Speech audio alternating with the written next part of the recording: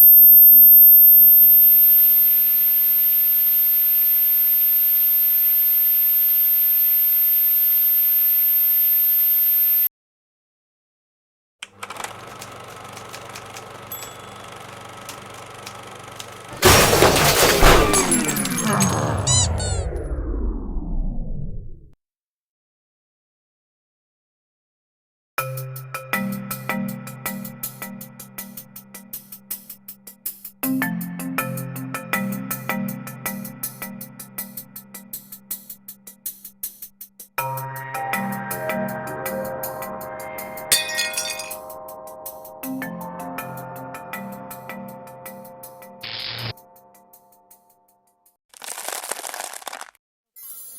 forget their gift cards at RitaYanez.com, and so am I. Under your bed. Turn on the light! Turn on the light! Turn on the light!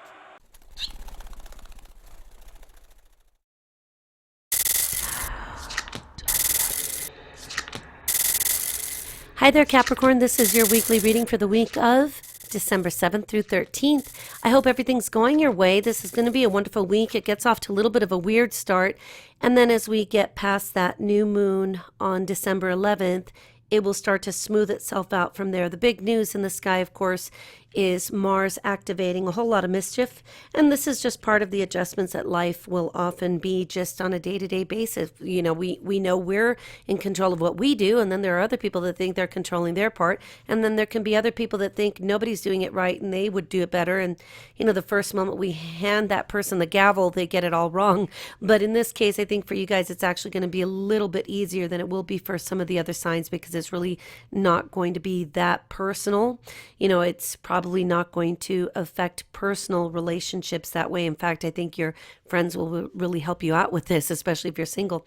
So on Monday, the card that you've drawn is the Ace of Swords in reverse. And this is a card that indicates maybe you're having a difficult time expressing what it is that you want to say, and you're probably going to need to do a little more thinking about this than usual, because here we want to make sure that as we're making adjustments and even changing things up in our lives, that if there are people close enough to us who would be affected by it, that we've taken them into consideration, at least on the peripheral, right? If you live with a roommate and you decide you're going to switch jobs and you're going to work the graveyard shift and need to sleep all day, and their schedule is reversed, then you really do need to talk about it, because you could need that house really quiet, and maybe they work part-time and love to play music while they cook dinner for their friends. And of course, you can see how that could cause a little bit of a need for dialogue to make sure that this is okay with everybody. So again, this is really where communication will help you out a lot, and you're going to be helped by just having that little bit of a sweeter honey involved in getting what you want, because we do have Venus moving into Scorpio, which of course Scorpio really likes that, and for you that's your solar 11th house, and it will make it easier for you to convince other people of why you need a certain thing done a certain way, or how willing you are to make compromises and to meet people more than halfway.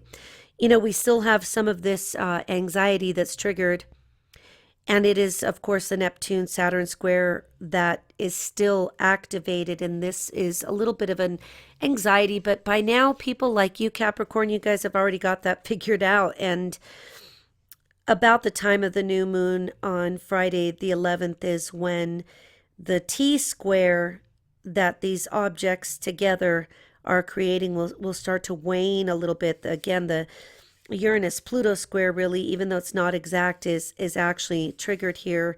And I believe that even if you feel that there's something that you need to have kind of a tough love talk about, you're going to come across much better than you would even expect. On Tuesday, we've got the Four of Pentacles in reverse.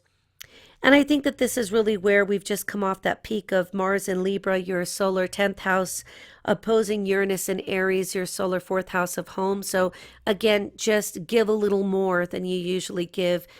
I'm sure you'll be happy to do that anyway, to make a few concessions, to make a few adjustments, and think about it in terms of a negotiation, right? If there's something like the example I gave you where you decide you're going to switch to working graveyard when you've always worked days, and so you and your roommate, in example, have a schedule that has become very easy and workable. So again, relax a little bit of the grip if you feel like you're having to concede a whole lot, because this is probably where these things you've learned to hold on to, these areas where you've decided everything was just fine the way it was, now you want to change it up, or you're the one who's actually being told that it's really not that important to hold on to. I think that it'll be easier for you to just make those concessions.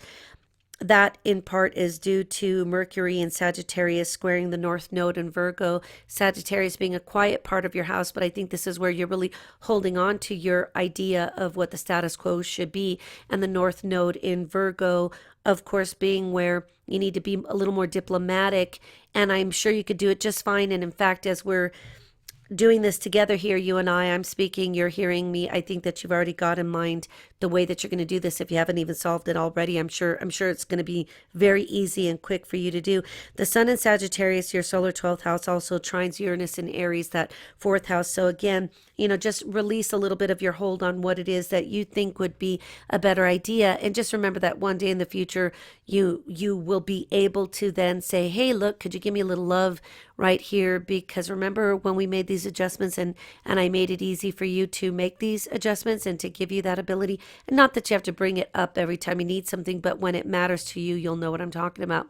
On Wednesday, we've got the Page of Swords upright, and this is a card that indicates you are feeling just a little defensive. I don't think that there's anything really too major going on, but of course, I don't know your personal situation. This is just more general, but the Sun in Sagittarius, again, that solar 12th house, that's very quiet for you, squares Chiron in Pisces, your solar 3rd house. So this is a communication card, and that is a communication aspect.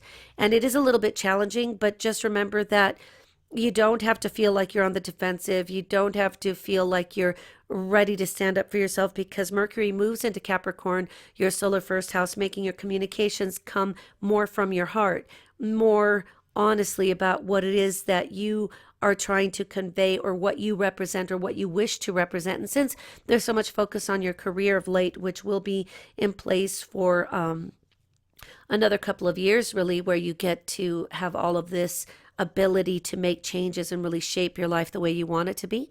And of course, for those of you who are retired or don't work outside the home, same effect. It could be about people close to you. You are employed at home, believe it or not. If you've never heard that before, the cost of being a stay-at-home parent is way high.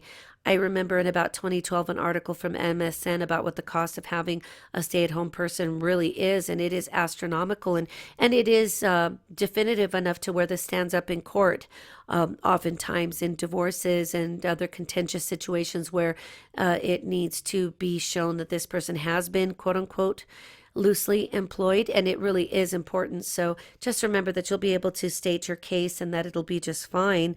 Also, Mars in Libra is opposing Uranus and Aries here at this point. So just again, remember that there isn't too much to worry about here in terms of needing to stand up for yourself. This energy will kind of, I believe, smoothly flow in and out of these days, and you'll see how easy it is to recognize that you don't have to be defensive about it. You don't have to defend yourself or prove your point in too aggressive a manner. That's not even like you anyway. You guys are pretty calm. On Thursday, we've got the Knight of Wands, and the Knight of Wands talks about somebody offering you something, whether it's a romantic proposal, whether it is a business opportunity. There is no gender associated with this card as far as I'm concerned, so this could be male or female, and it could be an inanimate type of situation where it is a business opportunity that is presented to you, or an opportunity to acquire something or have something in your life that you've really wanted. And so here, the first thing I want to say is that because we have this energy of communication, and we've got that Ace of Swords in reverse with this page over here, just make sure that you vet everything out, whether it is an opportunity or whether it's actually a romantic proposal that comes to you. The Knight of Wands is just fine, but there could be a level of needing to make sure that you're not looking at things in terms of potentials.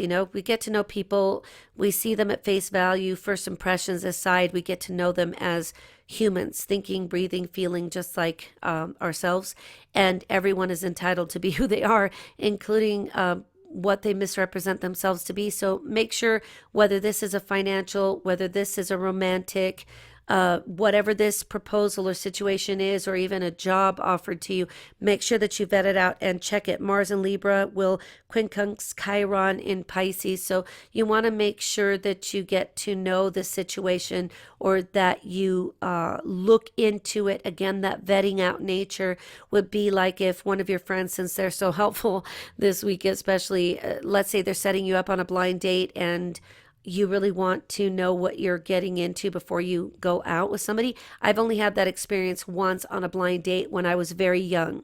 And I was really, really just, I couldn't believe what was going on. Later, this person actually ended up being a really good looking guy, but that doesn't really do it for me. It's, you are who you are as we get to know each other, right? Because for me, you could look at me and think one thing, and then you might decide to hate my personality. But this is one of those situations where you need to make sure that you're looking at things honestly, and that I also want to make sure that you, if this is a job situation, that you are looking at it and vetting it out, but don't be too quick to give that answer.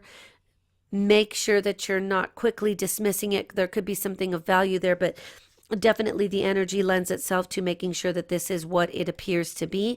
You could imagine what that's like when people go out on blind dates and they're like, oh my gosh, I didn't know, or you didn't tell me this person's a transsexual, and no issues with that, other than maybe most people want to know what they're getting into. And so that could be the kind of energy where something isn't quite what it appears to be. And I think that everybody should be honest about who they are anyway. And it might need to, in a situation such as this, like with a transsexual, or anybody else who is feeling good and comfortable about what and who they are. When you're meeting somebody, that's something that unfortunately is a little bit of a delicate situation, right? But we want to make sure that's out there. How many times have we, I'm going to have to admit, to Jerry Springer.